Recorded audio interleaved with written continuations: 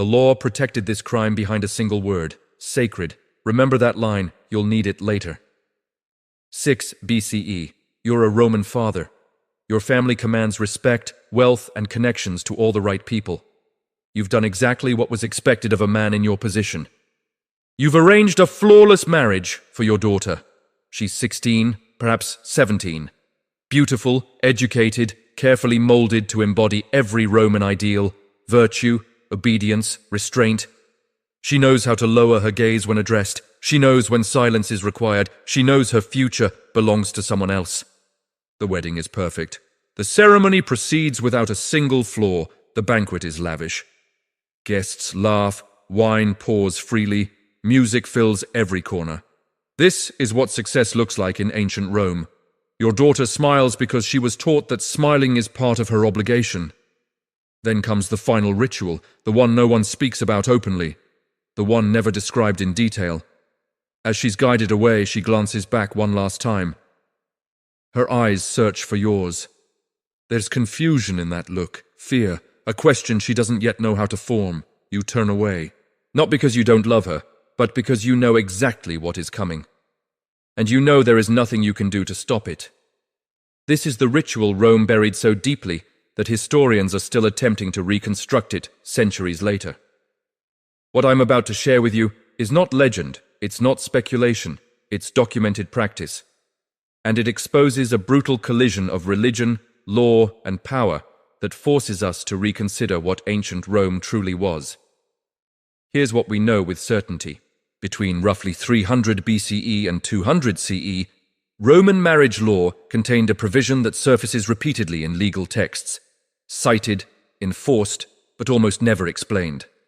Later, medieval authors would label it ius primae noctis. In Rome, it carried a different name, ditus devorum, an offering to the gods. Now listen closely to what Roman fathers never revealed to their daughters. Marriage under Roman law was not a union of equals, it was a transfer of ownership. A woman passed from her father's authority to her husband's authority. This transfer was known as manus. But before it could be finalized, before a woman could legally become a wife, she had to be purified. That is the precise term found in Roman legal language, purificari.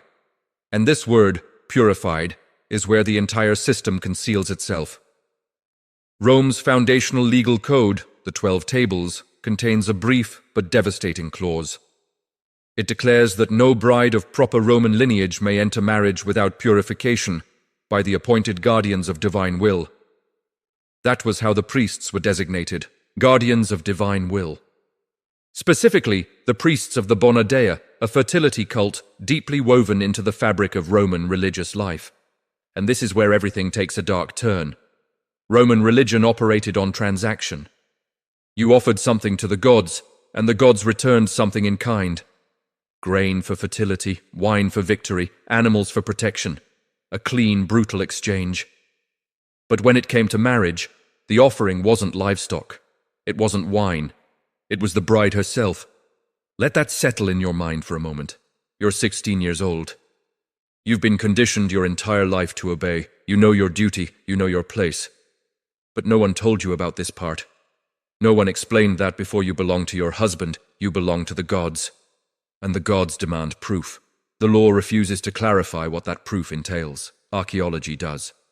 Across Rome, beneath major temples, researchers have uncovered purpose-built underground chambers. These are not burial vaults. They aren't storage rooms. They aren't accidental spaces. They are something else entirely.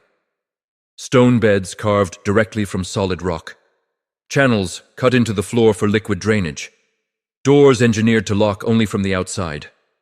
Let me repeat that. Doors that lock only from the outside. In 2003, excavations beneath the temple of Bona Dea on the Aventine Hill revealed one of these chambers completely intact. What archaeologists discovered inside changed everything. The walls weren't covered with prayers, nor hymns, nor invocations to the gods. They were covered with names, hundreds of names, all female, each paired with a date. Those dates correspond precisely to documented Roman wedding celebrations from the same periods.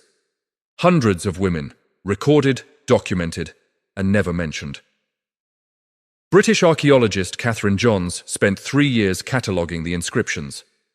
Her 27-page report concluded, "These appear to be records of women who underwent a ritual process in this space." The contextual evidence, she noted, strongly indicated a direct connection to marriage rites. That phrasing, not explicitly described, is academic language for something very specific. We know exactly what took place here. We simply don't like saying it aloud. So I'll state it plainly. This was where priests claimed the right to consummate the marriage before the husband. The process followed a rigid pattern. After the public ceremony, after the banquet, after the laughter died down and the music faded, the bride was escorted to the temple, not by her husband. He was forbidden from accompanying her. Instead, she was led by female attendants, older women, women who had already endured the same ritual. Consider that detail carefully. The women guiding her already knew what awaited below. They had survived it. And now their role was to deliver the next one. They guided her down narrow stone steps, away from torchlight and celebration, into cold corridors beneath the earth. The air was damp, the walls pressed closer. Every step carried her further from the world she knew. At the end of the passage stood a door. Behind it waited a priest, or perhaps several. The sources disagree on the number. Much of the written testimony survives only in fragments because later generations worked deliberately to destroy it. The playwright Plautus, writing around 205 BCE, referenced the practice in a comedy that was later heavily censored. Only fragments remain. In one surviving passage, a character declares, "The gods take their share before any man. That is the law. It has always been the law." Another character asks, "And the bride, what does she receive?" The answer, "The blessing of purification if she survives it." That line was removed from later copies. Someone wanted that sentence erased. Ask yourself, why? The philosopher Lucretius addressed the ritual even more directly in the 1st century BCE. Medieval monks attempted to destroy the passage entirely. We possess it today only because a single manuscript survived, rediscovered centuries later. Lucretius wrote, "The rites of the Bona Dea are called sacred, but they are terror. What the priest claims to offer the gods, he takes for himself.